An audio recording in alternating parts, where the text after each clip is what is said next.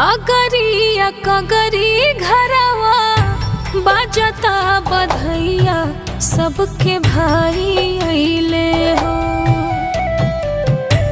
ताकते में रहिया तहरो भोरही से भैया मोर नयन थहरइले हो।